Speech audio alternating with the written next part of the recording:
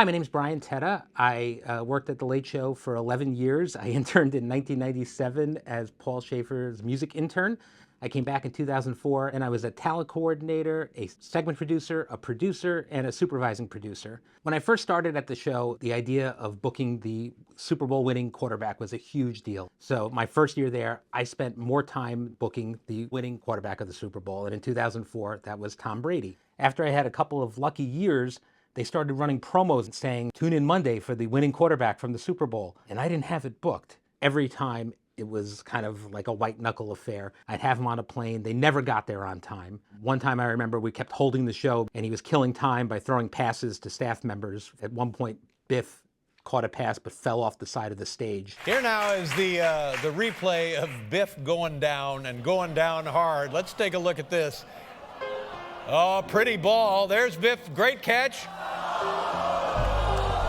There he goes. Apparently he's all right, though.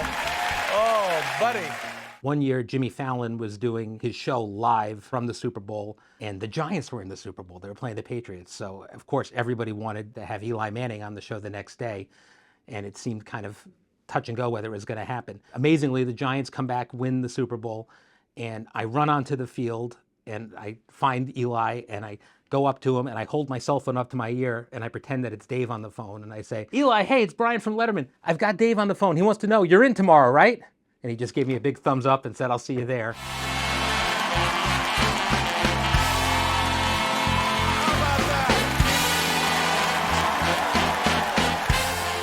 So I was a stupid pet tricks coordinator. It was my first job at the show. This was in a time before YouTube. You would travel the country and you would hold auditions.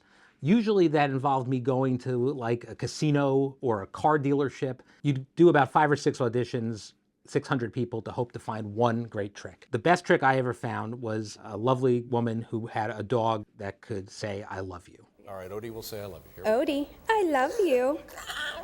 I love you.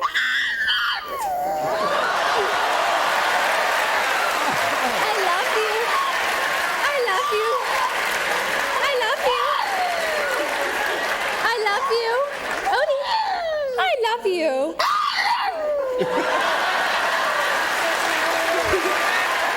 So Donald Trump was somebody that we had on the show pretty often, but by the time I was working there, he was always kind of our last resort guest. This time we had him on. It was very important to him. No matter what question we asked him, he wanted to make sure that we talked about his ties at the end. But he was talking about how he was worried about China. China was the scourge of the world and everything was a problem.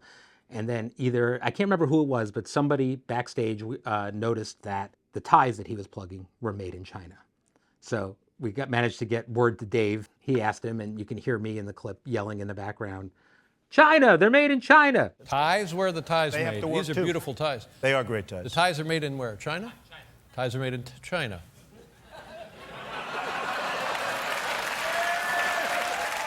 I occasionally made appearances on the show like most of the staff. Early on, I had kind of one move where I would look nervous and run away. Apparently, I was faster than I look, and people enjoyed that. We did a bit where I would come out in costume, and Dave would just say, I don't know what this is, but we're not doing it. So I came out as Captain America, Donald Trump, an Easter egg, and then on the last day, I came out dressed as Queen Elizabeth. Dave just couldn't bear how ridiculous I looked and kind of went off script.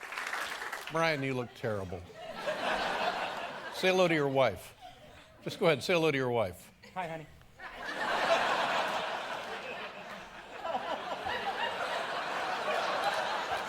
How long have you been married? 7 years. 7 years. Having a baby. Oh, and you're having a baby? Good. Well, say hello to your yet-to-be-born son or daughter. Hi, it's me, Daddy. Hi. Hi, it's me, Daddy.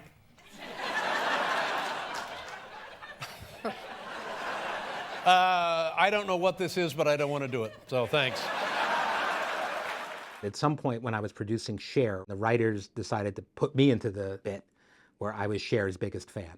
Cher decided to play along, and because she knew me a little, she was game. So when the moment happened and Cher walked out, instead of walking to the desk, she walked out to the audience and, much to my surprise, planted a kiss on me in the middle of the audience.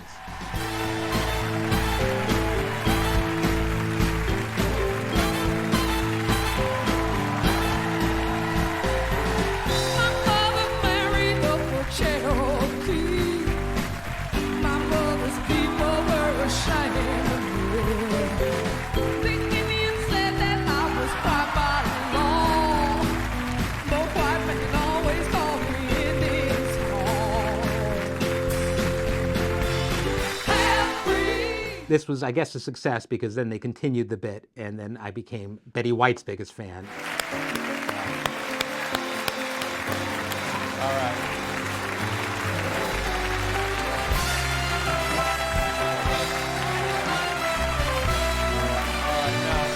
Stop that. Get him out of here.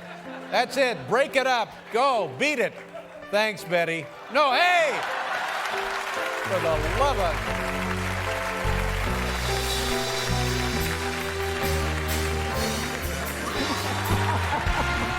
Get in on this, for God's sake. One of the great pleasures of being a segment producer at Letterman was I got to work with Regis Philbin. And I was producing the segment when he was retiring from Live with Regis and Kelly Lee. My idea was that we would give him sort of a rascal scooter, teasing him about being in retirement. Dave liked the idea of a scooter, but he wanted to get him actually a really nice Vespa.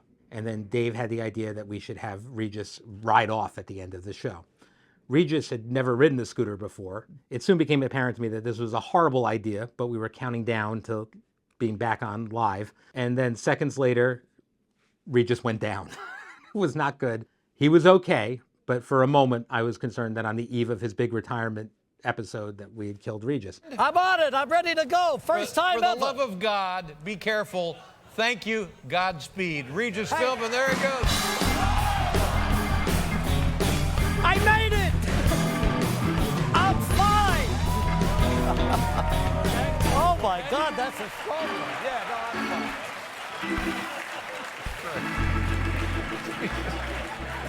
Thank you for my birthday present. Oh my God.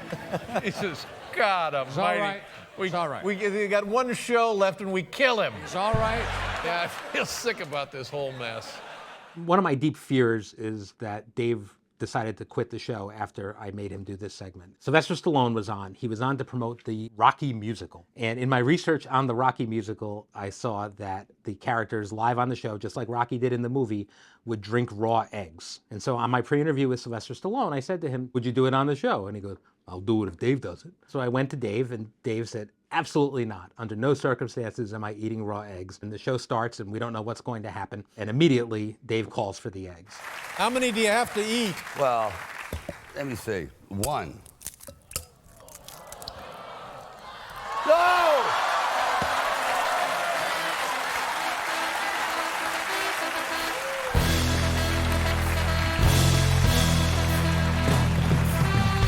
You did it. Stop it.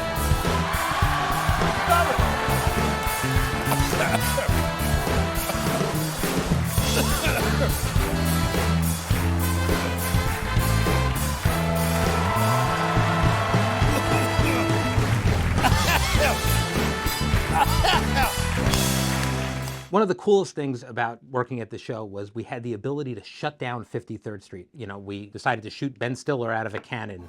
I was hoping it. Oh, this doesn't. Oh, there he goes.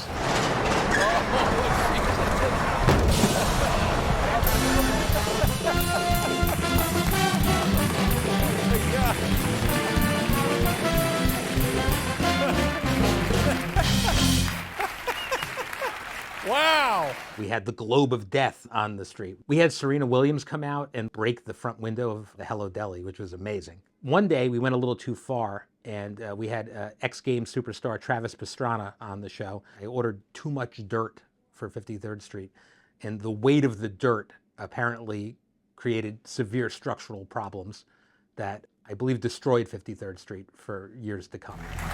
And he's going to jump over that, and you know, you're not supposed to do this to a city street.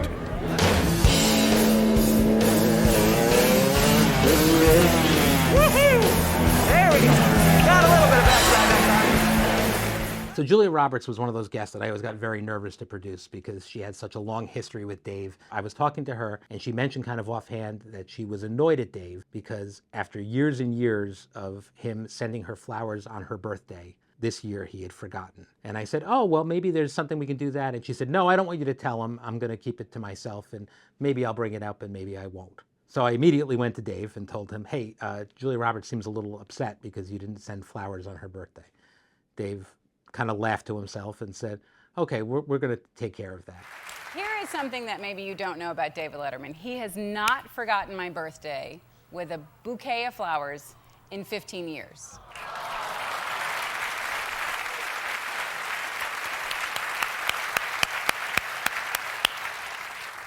Until this year.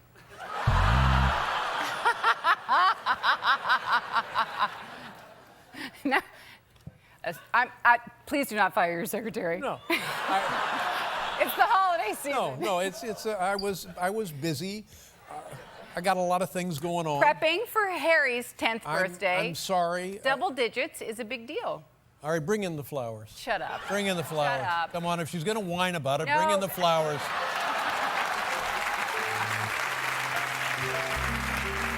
Happy birthday. Thanks, Pat. Thank you very much.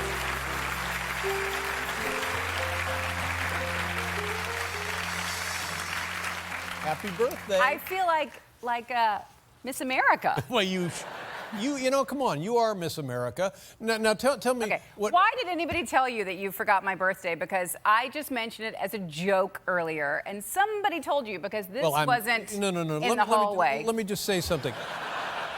I'm very sorry about this because in show business, in all honesty, there are very few people I care about. You would be one of the people I truly care about and for. Bring in the flowers. Bring in the flowers. Bring them all in, for God's sake.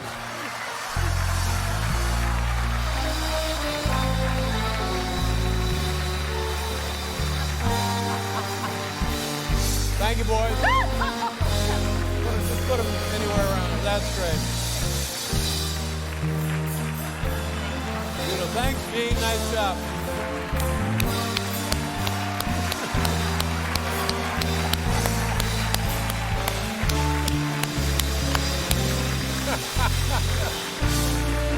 Oh, my. When I was a kid, the one thing in the world I would have loved more than anything else was to spend the day with Indiana Jones and Han Solo. Harrison Ford was everything to me.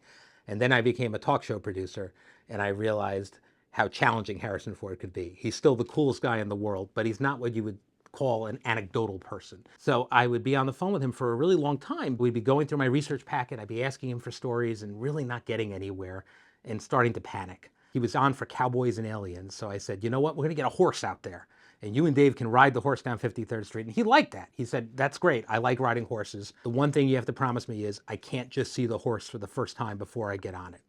Absolutely not a problem. So he goes down and we're prepping, and the horse is late. Finally, the horse shows up right at the last minute. Harrison walks out, and I said, Harrison, I'm sorry, you gotta get on the horse, we gotta do it right now. And then I was lucky enough to get the Harrison Ford finger pointed in my face. And then he got on the horse, and it was great, and it was a great segment. Good luck. Here we go.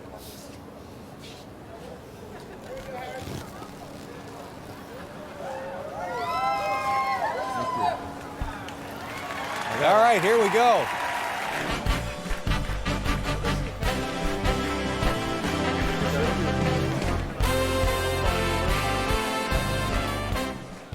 In the end of the show, as things were kind of winding down, all the big stars came on and they all wanted to have a moment. And George Clooney came on and he said, I have this idea. Middle of our interview, I want to pull out a pair of handcuffs and throw them on Dave and tell him, you know, he's not going anywhere. Let me see your wrist.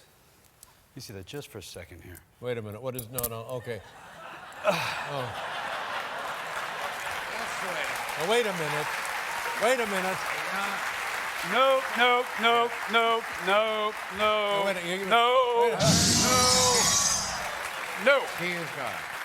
You're not going anywhere, David Letterman. I need to talk to my lawyer. That's right. You have the right to remain silent. You're not going anywhere, David Letterman. Now, George, is this something left over from the Bachelor days? Then he sat through an entire interview with Tom Waits, with George Clooney sitting off to the side. Then on the break, Dave said that, you know, he didn't want to just come up with a key. He wanted someone to cut the handcuffs. But they were surprisingly sturdy. These big burly stagehands were trying to do it, and nobody could cut the handcuffs. Dave didn't want to hear that. In fact, he said, I want Paul to cut the handcuffs. Paul comes out with the bolt cutters. I guess it's like when, you know, a car falls on your child and you get superhuman strength. Giant men could not do this. Paul Schaefer snapped it in one shot. Oh, here we go. There we go. Relax. We're free! Tina Fey was another one of the very last guests on the show. She had called with an idea and said, I need you to trust me on this, but I'm gonna take my dress off, and underneath it, I'm gonna have a special message for Dave. This kind of goes against every instinct you have as a producer. You like to know everything that's going to happen, but At the end of the day, you trust Tina Fey. The best thing about it was she made a vow on that show that this was the last time she was ever going to wear a dress on a late night talk show. And she has kept that up. I watch every time she's on, every single time, slacks, pantsuit, no dress. This is my last time wearing a fancy dress on a talk show and conforming to gender norms out of respect for you. My gift to you is I want to give you the dress. So you can keep it. I don't know if you can help me there. You can pull that. Yeah, you can unzip it. This is it, you know, this is...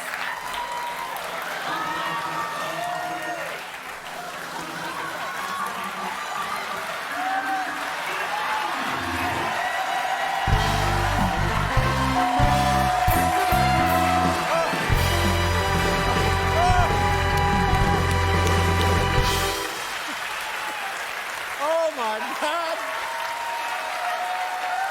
Oh my God! I don't know what to say. The last time that Regis was on the show, I went to his dressing room to go over what he was going to talk about in his segment. When the dressing room door opened, he was naked from the waist down. It was awful.